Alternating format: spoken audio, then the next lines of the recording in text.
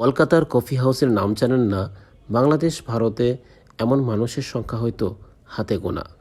কলকাতা ভ্রমণে এসে কফি হাউসটি দেখার ইচ্ছে হলো। সারাদিন বিভিন্ন দর্শনীয় স্থানে ঘোরাঘুরি করে সন্ধেবেলা চলে এলাম কলকাতার চিরচেনা সেই কলেজ স্ট্রিটে।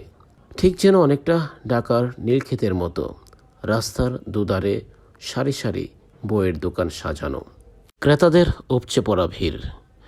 প্রেসিডেন্সি কলেজ গেটের উল্টো দিকের বায়ের গলিতে ঢুকতেই চোখে পড়ল বিখ্যাত ইন্ডিয়ান কফি হাউস। স্থানীয়রা এটিকে মান্নাদের কফি হাউস নামেই ডাকে।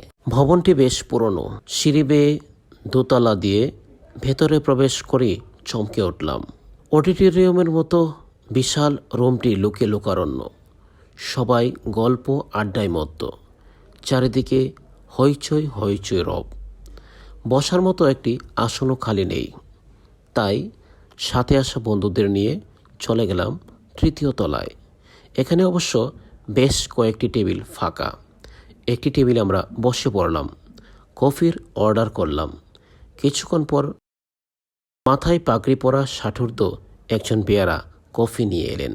এখানে 5 পদের কফির পাশাপাশি চাইনিজ আইটেম এবং বিভিন্ন স্ন্যাক্স পাওয়া যায়। দাম নাগালের ভেতরেই আছে, আর শুধু ক্রিম সহ কোল্ড কফির দামটা একটু বেশি। প্রতিদিন হাজারো মানুষের কলরবে মুখরিত হয় কলকাতার এই কফি হাউসটি।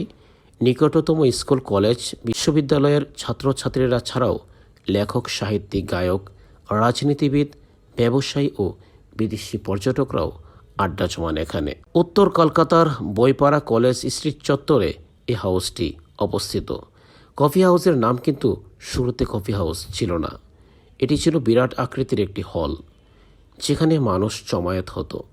1878 সাল এপ্রিলে তৎকালীন ব্রিটিশ রানী ভিক্টোরিয়ার স্বামী অ্যালবার্টের নামকরণে এটির নামকরণ করা হয় অ্যালবার্ট হল। এরপর কেটে গেছে 140 বছর। 1957 সালে এটি কফি হাউসে রূপ লাভ করে। বর্তমানে যা ইন্ডিয়ান কফি হাউস বা মান্নাদের কফি হাউস নামেই অধিক পরিচিত। বাঙালির প্রাণের এই আড্ডাস্থল উপমহাদেশে ব্রিটিশ বিরোধী নানা আন্দোলন সংগ্রামের ইতিহাসের সঙ্গেও জড়িয়ে আছে। ভালো লাগলো কফি হাউস, আপনারাও আসতে পারেন, ভালো লাগবে।